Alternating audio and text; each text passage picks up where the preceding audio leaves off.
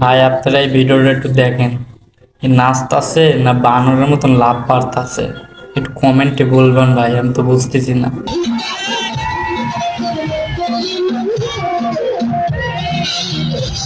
বলেন তো ভাই, এ কি কব, হলুমান বলবো না বানর বলবো?